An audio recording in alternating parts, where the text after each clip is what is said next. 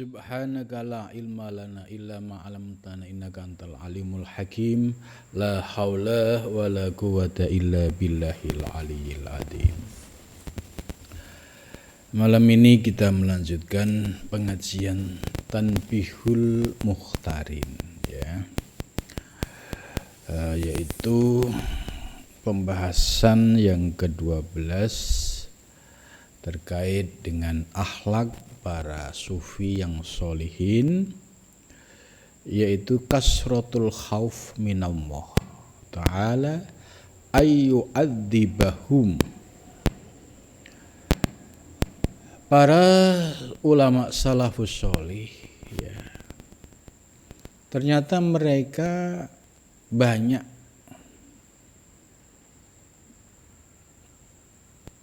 rasa khaufnya, ya, kepada Allah, terutama terkait siksanya.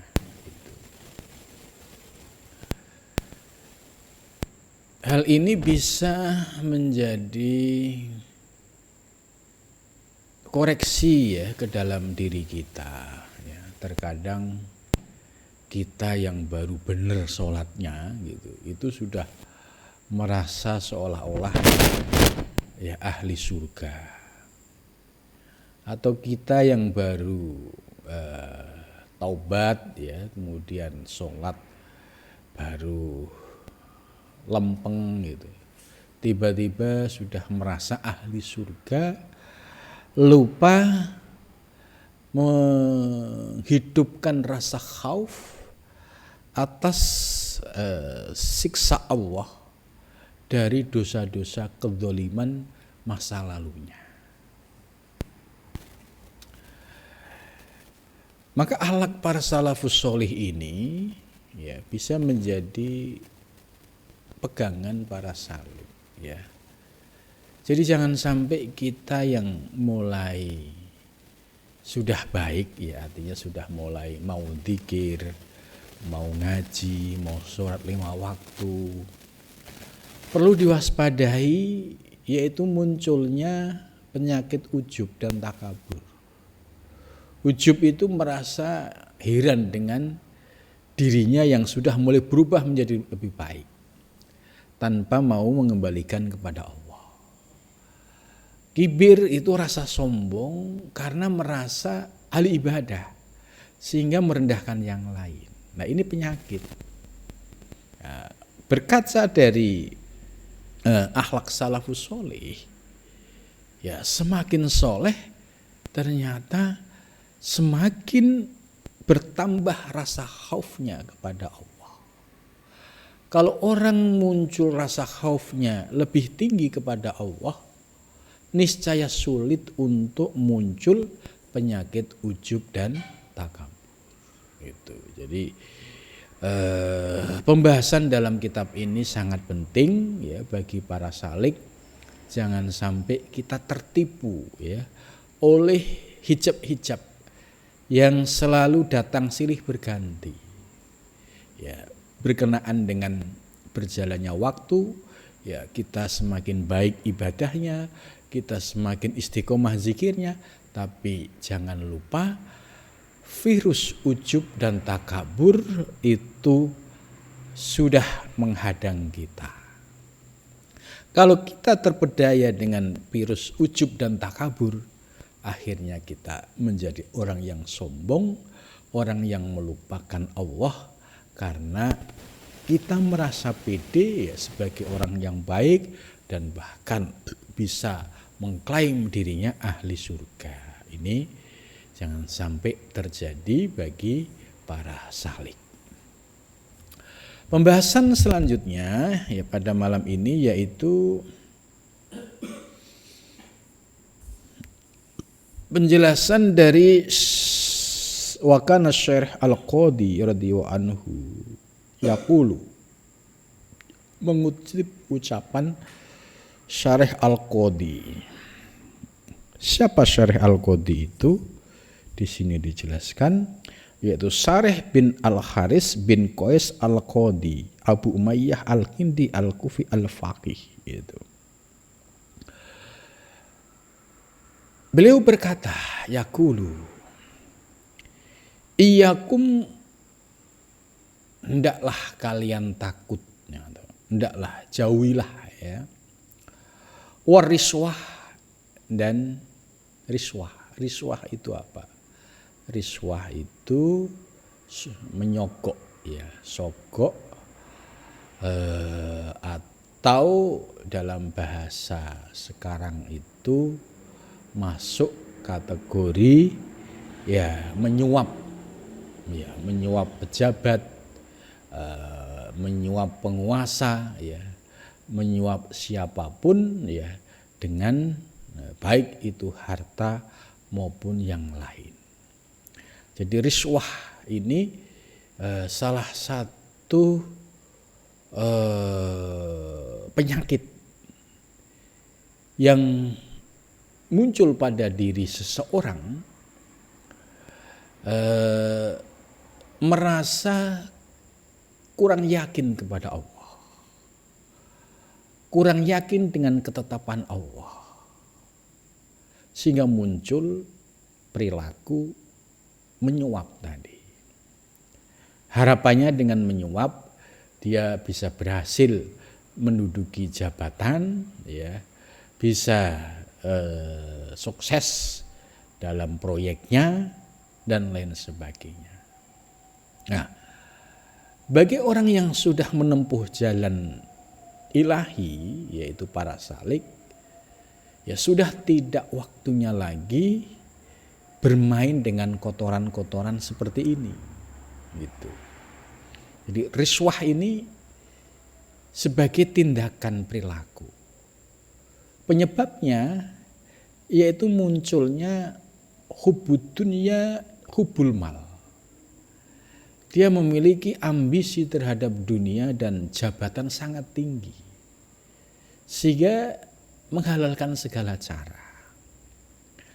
Nah, maka bagi orang yang bisa memotong sifat atau hubbud dunya dan hubbul mal di dalam hatinya, ya, niscaya hatinya dipenuhi dengan zikir mengingat Allah, ya, didasari dengan kepasrahan kepada Allah, maka pemicu yang membuat orang mudah melakukan riswah, nyogok ini bisa dihentikan. Nah, jadi apa faktor utama orang melakukan suap atau sogok? Salah satunya adalah hubbul jah, ya, dia memiliki kecintaan terhadap pangkat yang berlebihan, takut jabatan tersebut tidak dipegang, karena kalau dipegang dia bisa melakukan apa saja. Itu hubbul mal, yaitu rasa mencintai terhadap materi yang berlebihan, sehingga dianggap dengan memperoleh jabatan itu bisa menjadi pintu mengalirnya, yaitu harta yang berlimpah. Inilah pemicu orang melakukan korupsi atau melakukan nyogok itu. Fa innaha, maka sesungguhnya riswah, nyogok, ya, suap, takma itu dapat membutakan. Apa riswah? Ainal hakimi, matanya orang yang bijak. Gitu. Jadi kalau ada orang, ya, ada niatan untuk nyogok, kemudian yang disogok juga mau, ya, ini berarti kedua mata orang tersebut sedang dibutakan oleh Allah Subhanahu wa ta'ala. Kenapa bisa itu terjadi? Karena kesadaran terhadap Allah hilang.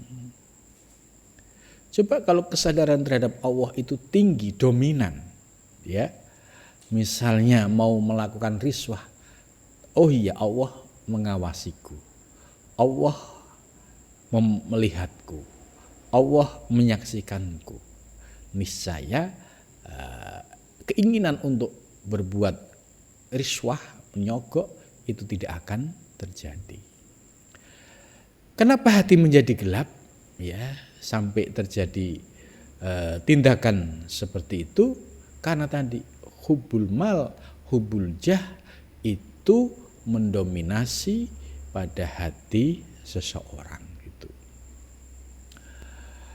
Maka kita bisa melihat ya di lapangan kalau ada orang jual beli jabatan ya. Jabatan A ya dengan harga sekian, jabatan B dengan harga sekian. Maka antara Rosi dan Nunul Murtasi yang nyogok dan yang disogok ya keduanya finar. Keduanya sama-sama sedang dibutakan oleh Allah. Dianggap kalau dengan nyogok ini akan menjadi sumber rezeki yang halal. Gitu. Bagaimana akan menjadi sumber yang halal? Wong awalnya saja sudah salah. Cara memperolehnya saja tidak dengan cara yang halal. Maka orang yang melakukan tindakan nyogok dalam memperoleh jabatan itu bisa dilihat ya, apakah hidupnya berkah atau tidak karuan. Yang disebut berkah itu ada ketenangan hidup, ada ketenangan hati, ada ketenangan jiwa. Tapi kalau jabatan yang didasari dengan sogok menyogok, ya, itu bisa dilihat ya pasti hartanya itu ya mungkin dapatnya banyak, tapi keluarnya kepada hal-hal yang sia-sia juga banyak. Itu. Bahkan cenderung larinya kepada kemaksiatan. Nah, ini tandanya harta yang tidak barokah. Nah, berbeda dengan jabatan, ya dia jabatannya nggak tinggi, tapi sumber mencapainya ya dengan cara yang jujur, tulus, ikhlas. Ya. Karena tidak ada unsur riswah di dalamnya, ya sekalipun jabatannya kecil, gaji pas-pasan, tapi berkah.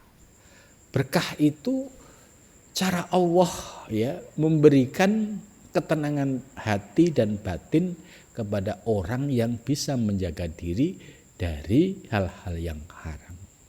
Tapi sebaliknya, orang yang mengejar jabatan dengan riswah, dengan nyogok sana sini, bisa dilihat mungkin gajinya banyak, tapi tidak ada keberkahan di dalam hidupnya maupun keluarganya. Itu. Wa fi riwayatin, dan pada satu riwayat, fa inna, maka sesungguhnya riswah ya, tukma kalau dibuat majhul ya, atau takma bisa. Fa inna, maka sesungguhnya riswah, takma dapat membutakan apa riswah ya, anil hukmi, dari hukum, bil haqi, dengan kebenaran. Gitu.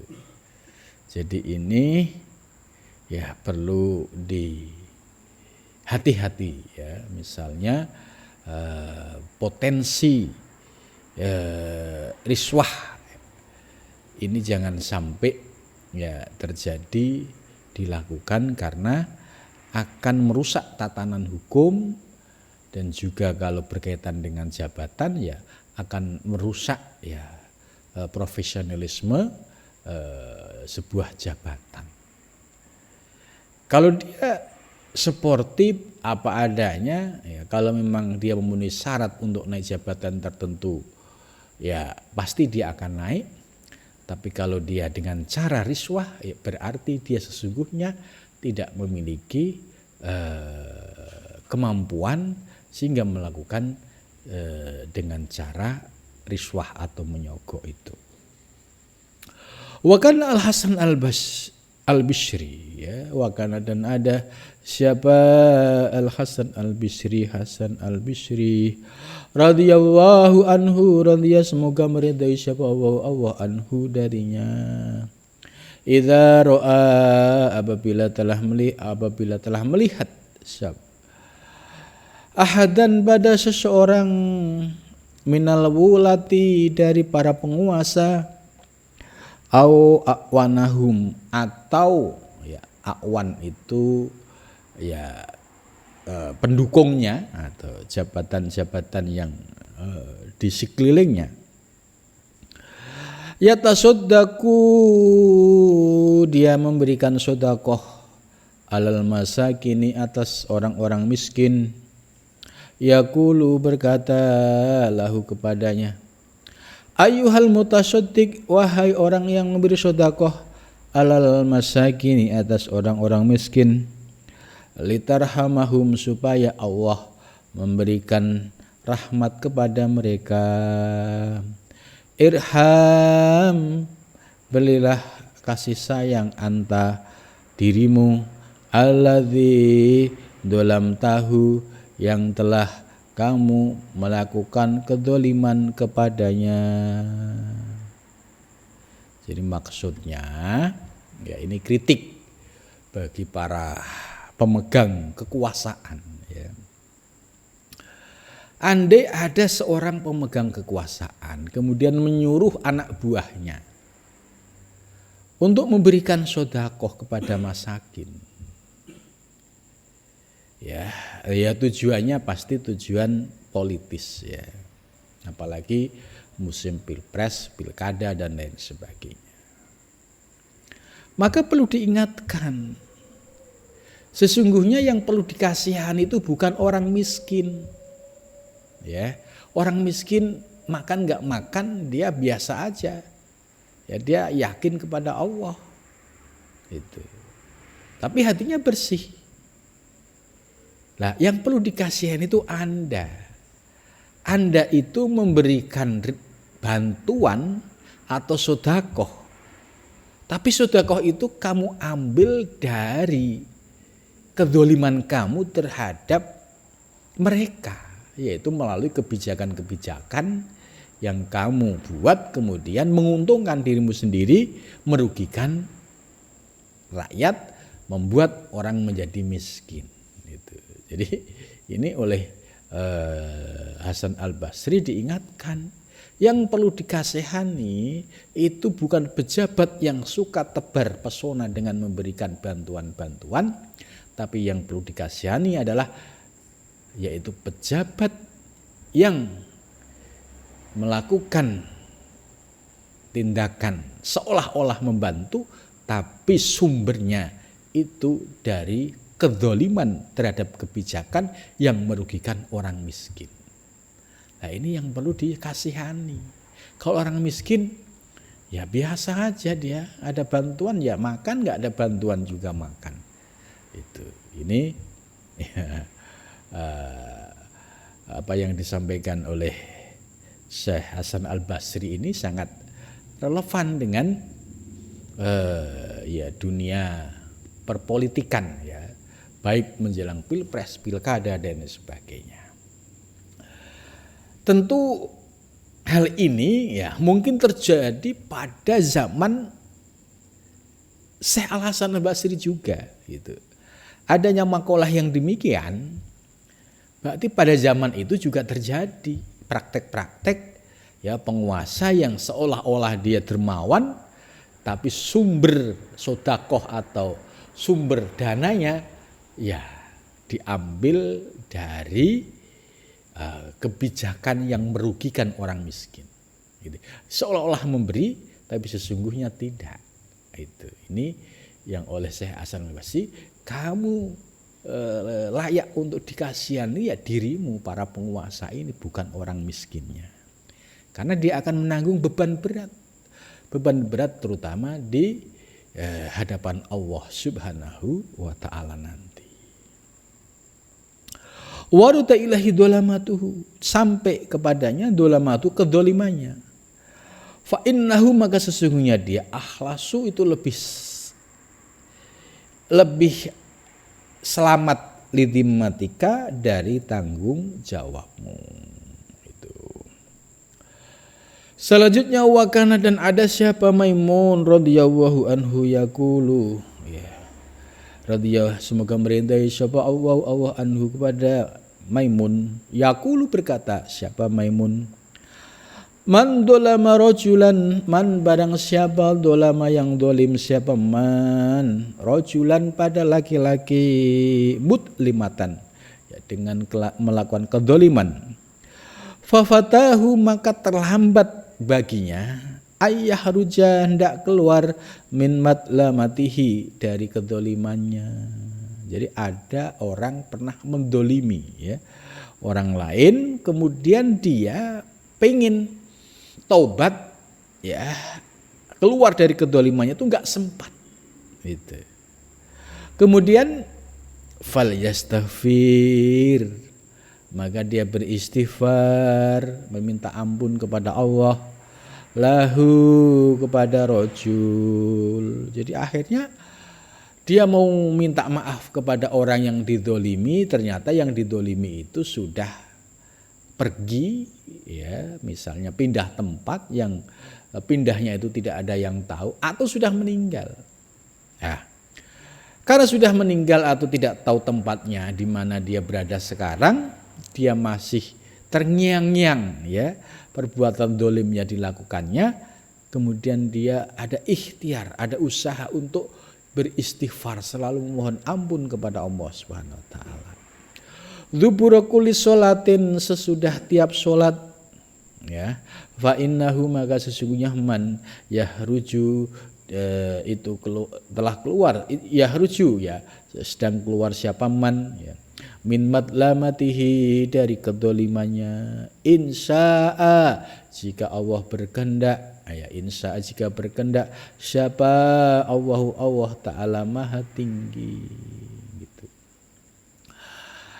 Menurut ya Syekh Maimun ini solusi ya bagi orang yang telat taubat ya sebelum dia sempat taubat terhadap orang yang pernah didoliminya, belum sempat minta maaf.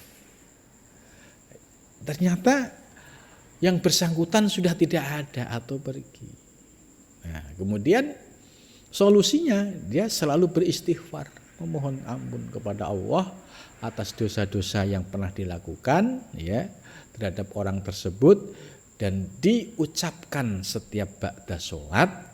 Nah, maka sesungguhnya ketika seseorang punya iktikad yang demikian, itu sama saja dia sudah keluar dari kedzalimannya dengan catatan jika Allah menerima taubatnya. Itu. Wa kana Hudzaifah dan ada siapa Hudzaifah radhiyallahu anhu ya Hudzaifah bin Al-Yaman ya.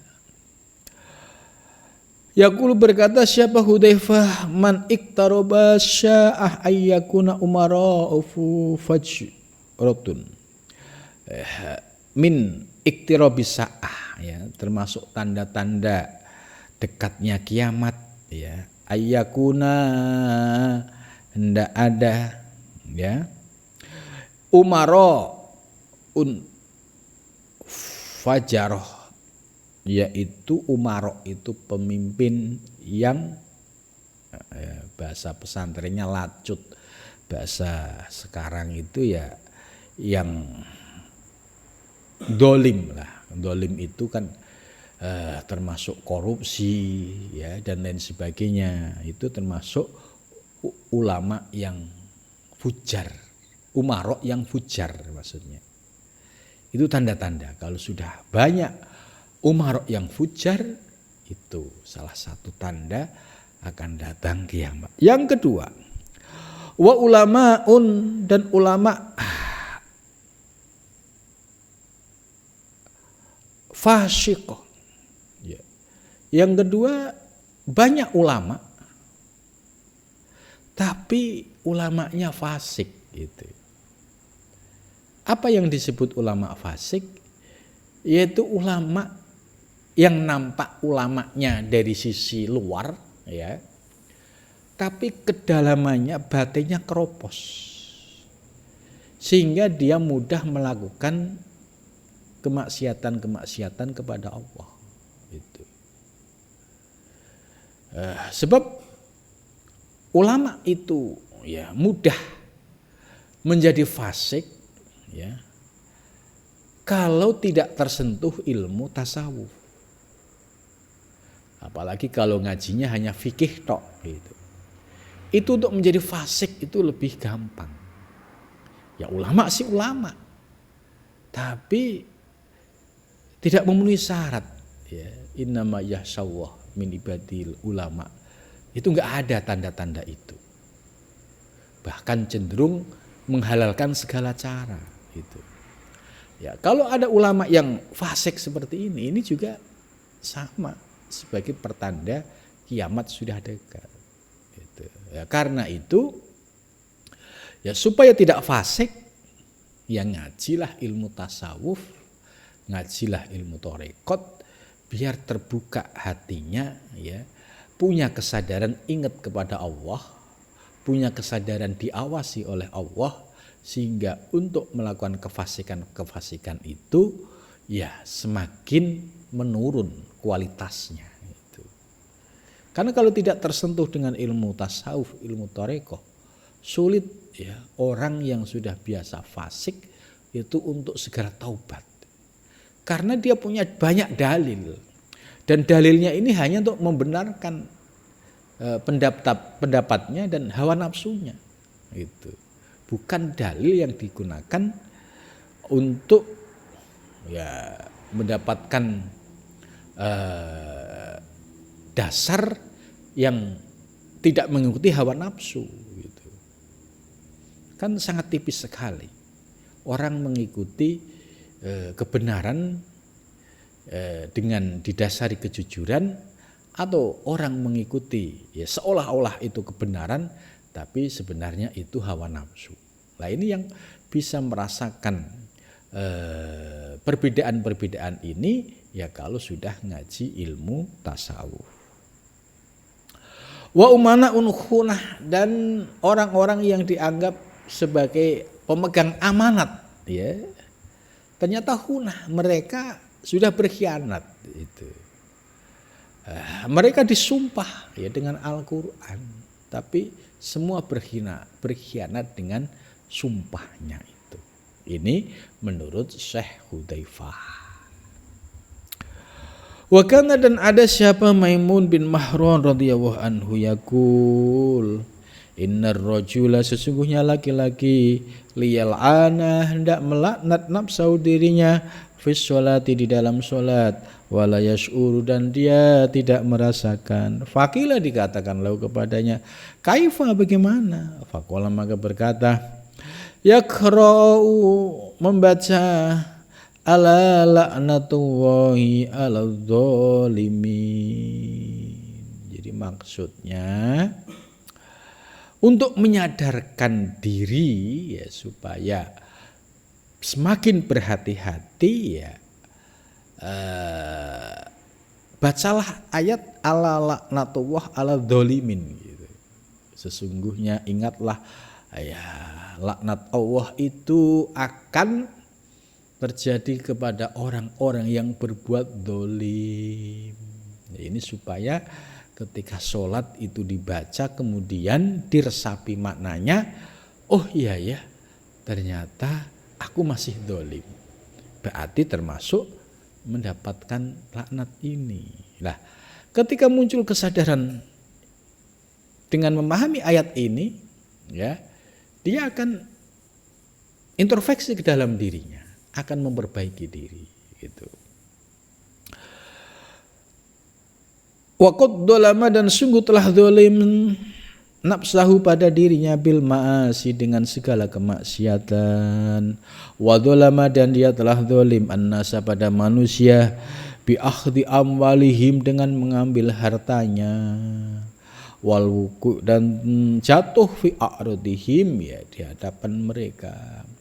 Wa kana, dan ada siapa Al Hasan Al Bisri radhiyallahu anhu yaqulu, berkata, iyakum, takutlah, antakunu, ya, dirimu hendak menjadi ausya, orang yang menerima wasiat gitu. Fa innal wasa, maka sesungguhnya wasiat, qad layak tiru alal adli, ya, sungguh tidak mampu alal adli, melakukan keadilan, fi wasiatihi di dalam wasiatnya. Walaupun dia sudah berusaha maksimal sungguh-sungguh fitaharruji di dalam menjaga. Wa kana dan ada siapa Malik bin Dinar radhiyallahu anhu yaqul berkata siapa Malik bin Dinar aminul khainun.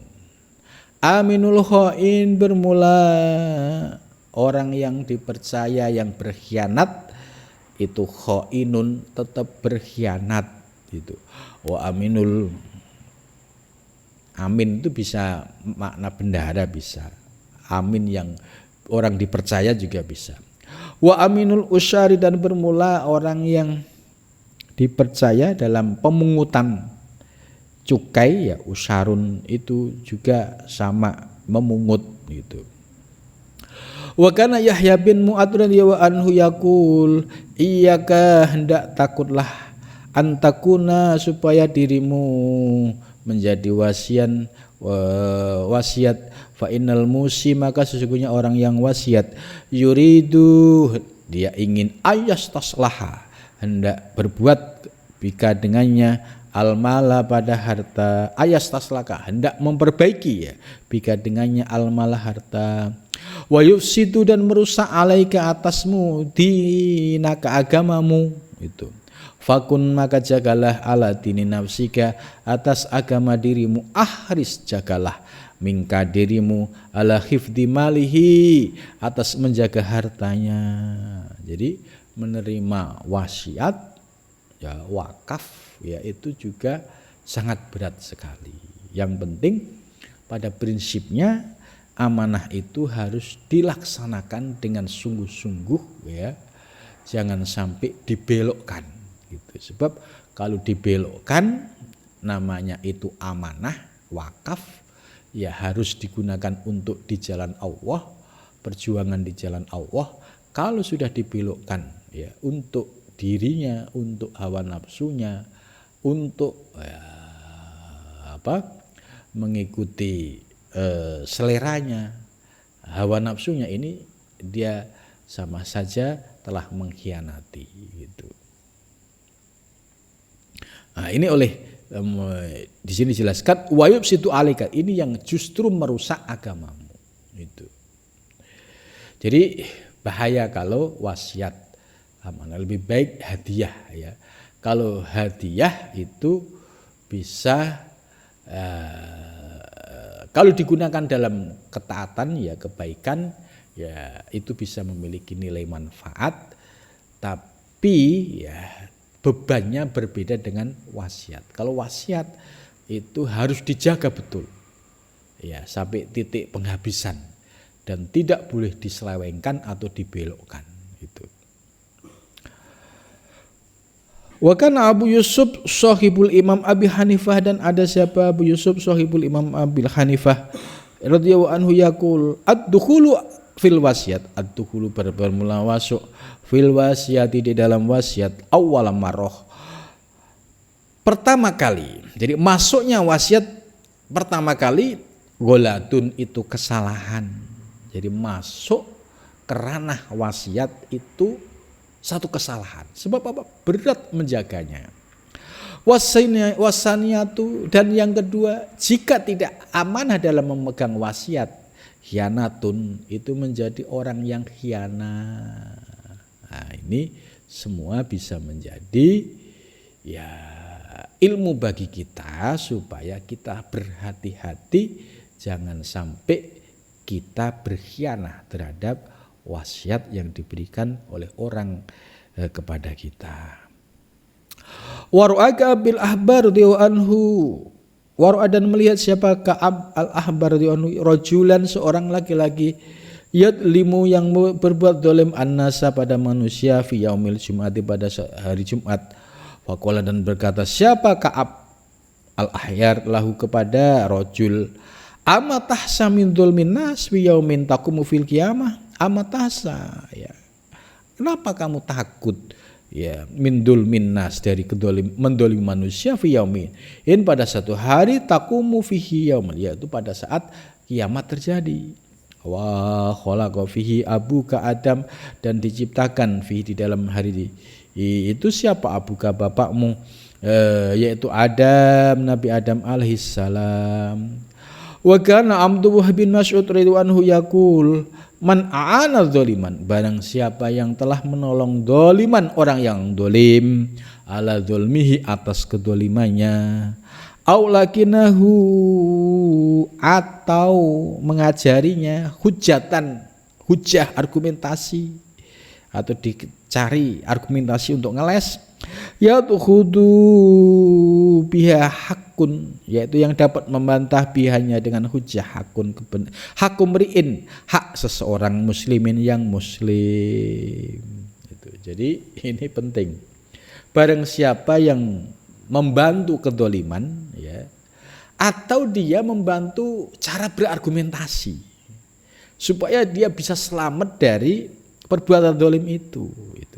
Ini termasuk orang yang melakukan kedoliman. Faqad ba'a bi ghadabillah, maka dia menjadi orang-orang yang dimurkai oleh Allah Subhanahu wa taala. Naudzubillah min dzalik. Wa kana Fudail bin Iyad radhiyallahu anhu yaqulu, berkata siapa Fudail bin Iyad, balagona annallahu ta'ala, balagona telah sampai kepada kami, annamwa sesungguhnya Allah Ta'ala maha tinggi, idza arada, apabila ingin siapa Allah, ayat hafa, ya, untuk meringankan atau untuk menjerumuskan siapa Allah abdahu, hambanya, salato, maka mengirimkan pimpinan ahli atasnya, man, orang, yatlimu, yang mendoliminya. Jadi kalau Allah itu sudah, ya, istilahnya tidak suka pada hambanya, ya, maka dikirimlah pemimpin-pemimpin yang akan berbuat dolim kepadanya. Wa fil hadis, di dalam hadis, man da'a ala dzalimin faqad intasyara, man, barang siapa da'a, yang mengajak ala dzalimin, atas kedoliman, faqad intasyara, maka sungguh dia telah menolong. Wa kana Yahya bin Mu'ad yaqulu, ya, wa alam bisawab.